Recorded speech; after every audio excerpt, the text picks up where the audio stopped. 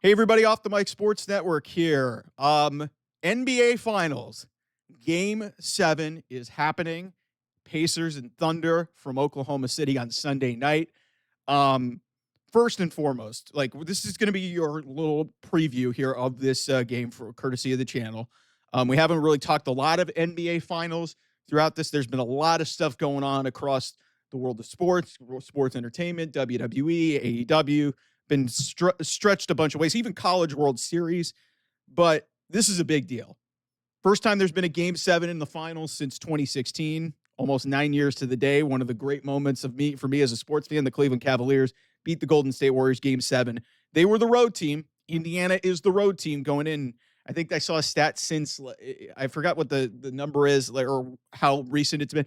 I think the road teams are 9-6 in game 7s. I don't know when that dates back to, but that's a significant thing working in the favor of the Indiana Pacers. Thunder are a heavy favorite for sure. I mean, this is the team that was considered the best team in the NBA the whole year. They've got the MVP. They've got a younger team. A lot of people would consider them to have the more talented team. And yet here we are in a game 7 with the Indiana Pacers, who everybody, including me, has doubted on multiple different occasions. I doubted him against my Cavs. I doubted him against the Knicks. I said that the series was only going to go 5 games and Oklahoma City would beat them in 5. And Indiana was up 1-0. They stole game 1. They were up 2-1. They could have been up 3-1 and potentially closed this out in game 6. They didn't do that.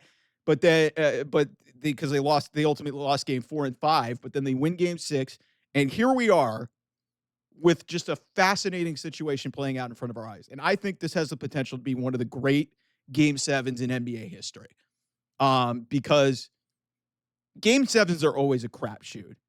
Conventional wisdom will tell you that the Oklahoma City Thunder should win the NBA championship. They told you that before the series. They told you that after game 4.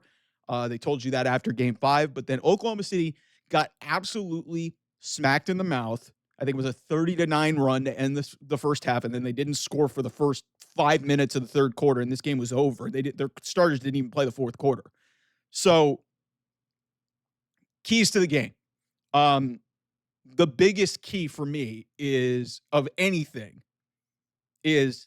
Halliburton's aggressiveness. Like we saw even at the compromise level, that this guy can be a factor if he's just merely aggressive and he was attacking the basket. He wasn't just being passive and throwing the ball to other people to do stuff. Indiana's bench is going to be a thing. Oklahoma City's defense is going to have to, step up their tenacity really, and they're going to probably get the benefit of like this. This should not play like a street fight, this should probably play closer to a street fight. I don't know who's officiating this game, but I would expect not a lot of fouls to be called. I would not expect a lot of fouls to be called. They shouldn't. And I understand that Shai Gilgeous-Alexander is in this game, and a lot of people think he's the free throw merchant, the foul merchant. We'll see how that plays out. Jalen Williams has got to be a lot better than he was. He's got to be closer to the game 5 Jalen Williams than was the game 6. And also, sneaky big thing. Chet Holmgren has not been good in this series. He has not been good. He's got to be good in this game. All of your horses for Oklahoma City have got to be good. Your main guys. And then the kids and the other guys, like the secondary guys, have got to step up too. For Indiana, if their bench is as good as it's been in their key wins, like at Obi Toppin, TJ McConnell, obviously the bigger names like the starting 5, Nembhard, Nesmith, obviously Halliburton, Siakam, and Miles Turner, who's not had a great series either. But this is going to play out as a fascinating game because, like I said, everything points in the favor of Oklahoma City because this team is notorious for not losing back-to-back games. I think they only lost 14 times during the regular season. Prior to this series, they had only lost 1 time to an Eastern Conference team. That was my Cleveland Cavaliers in that fun game in Cleveland earlier this season. Indiana's beaten them 3 times, and 1 time they've beaten them in this building. So before you go immediately dismissing the Indiana Pacers as they've got no hope in hell, just think about all the series where they've been doubted. And, they've won multiple road games in Like, think about this. The only series that they did not win multiple road games in was the Milwaukee series. Because you want to know why? They had home court in that series. They only needed to win one time in Milwaukee. Every other series, they've won at least 2 road games. They won 3 in Cleveland. They won 3 in Cleveland. Don't remind me about that. They won 2 in New York. They've won 1 in Oklahoma City. So it's gonna be fun to watch. Coaching, Dagnall's a great coach. He's a young coach, but this is the biggest game of his life. Rick Carlisle has been in many big games throughout his entire coaching career, whether it's with Detroit, whether it's with Indiana, whether it's with the Dallas Mavericks, where he won a championship, by the way. So, man, this is fun. And the only significant experience when it comes to championships on this floor, when you think about it, is Pascal Siakam. Pascal Siakam in 2019 won a championship on the road in Golden State. Yes, I understand that the Warriors were significantly compromised. Kevin Durant wasn't playing, and neither was Klay Thompson at that point. So it's hard for me to gauge really how this is going to look. But I'll just tell you guys this. I'm not betting against the Pacers. I am done dismissing this team. Every other game opportunity where you thought that they were going to fold, that they were going to blow up, whether it was, game 6 of the last series against New York, where New York seemingly had a chance to maybe send this back to New York for a game 7. Indiana put their foot down. Game 5 against the Cavs up 3-1. Cavs go up by 20 in the first half or something in that game. Indiana comes back and wins the game. And they close it out in 5. On the road, the Cavs didn't win a home game that entire fucking series. So I'm done doubting the Pacers, man. They've got a championship coach. They've got a championship player. They've got a star player who's going to be motivated as hell, with all these people telling him that he's overrated and all these people telling him that he's compromised and he's hurting the team. You've got a bunch of dudes who are just feisty, and it's just fun as hell to watch.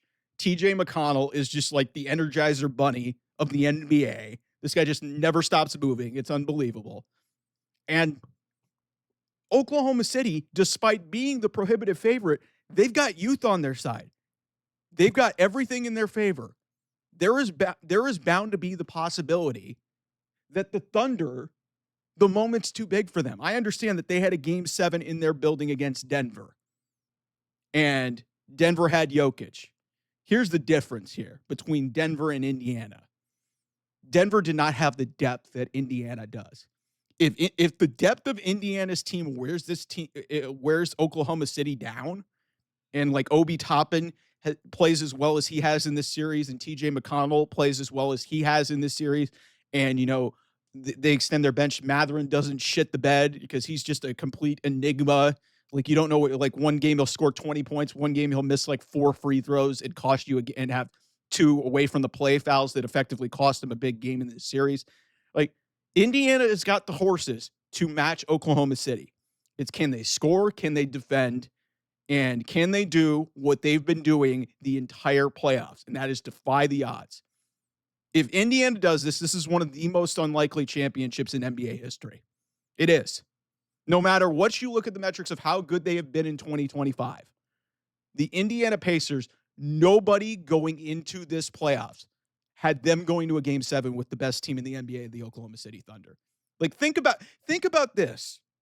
If you're a Pacers fan, you, regardless of how this goes, you should be extremely proud of this team, because this was a team that did go to the Eastern Conference Finals. They had a horrible start to the season, yet nobody gave them a chance. Nobody gave them a chance against my Cleveland Cavaliers. And I understand that injuries did play a little bit of a role in that series against the Cavs. I still think, with everything the way that it was and the way Indiana was playing, there's a good chance Indiana still would have won that series. It might have gone 6, maybe 7 games. I have been impressed with the will, the determination, the heart, and just the pride and the passion and just the joy that these guys play with. They do. They share the ball. Even as goofy as the Tyrese Halliburton spin around and then Siakam, that was a play that epitomizes Pacers basketball, where they're just fun, they're loose, they run all over the place, they get into you, they defend their asses off against you. I was telling you guys from the beginning that this had the potential, if everything went Indiana's way, and I didn't think it would, which is a reflection of me just being an idiot and doubting this team multiple times this playoffs. If everything went their way, this could be a really compelling NBA Finals, and it has been. You had the Game 1 comeback. Most of these games have been close outside of Game 6, which was a massacre. The rest of the series has been largely competitive. I mean, Game 2 might have gotten a little bit out of hand, and Oklahoma City handled their business there, but Game 3 was close. Game 4 was close. Game 5 was relatively close for a while. And then Game 6 was just a massacre. Like, Oklahoma City was down by 30 in that game. So, listen, I'm pumped up for this, man. There's nothing in any sport like a Game 7. And with the NBA, with the season that they've had, with everything that's gone on, and then even the negativity in regards to the coverage of this series, this is a win for the NBA. And I hope they cover it the right way. I hope they go all out with the coverage of this and present it like it's a big fucking deal. Because this is an extremely important game for the NBA long term. Because, like I said, if Indiana wins, it's one of the most unlikely championships in NBA history. If Oklahoma City wins, it's the conclusion of the core, and it's the coronation of the youngest team in the NBA getting to the top in short order, and conquering a bunch of demons in every obstacle that they have. If Oklahoma City loses, you know how this thing works in the NBA now. You have very short title windows, even with as young as they are. Oklahoma City may and there's going to be questions about if this team can win it, and maybe do they go try to get a Giannis? Do they go try to get a big player? Do they try to bring Kevin Durant back to Oklahoma City, which would be hilarious if that happened? I don't think it will, but this will lead to a fascinating offseason one way or the other. Indiana wins, unlikely championship. Oklahoma City wins. The rest of the NBA is going to be chasing the Thunder moving forward because they have the best chance of anybody in this new NBA to be a dynasty. If Oklahoma City loses, do they shuffle the deck? This is going to be fun, but as far as I'm concerned, you can take this with what I didn't say it directly, but I am not betting against the Indiana Pacers, despite them being a heavy underdog in this game. I've doubted them way too much during the playoffs. As far as I'm concerned, I'll just spell it. It's cleaned out. I think the Pacers are winning. I think I'll close this video out with this. I will say it in plain English. I've been dancing around it for 13 minutes. The Indiana Pacers are going to win the NBA championship. They will win Game 7. They will pull off one of the more unlikely upsets and one of the more unlikely playoff runs in NBA history. There you go.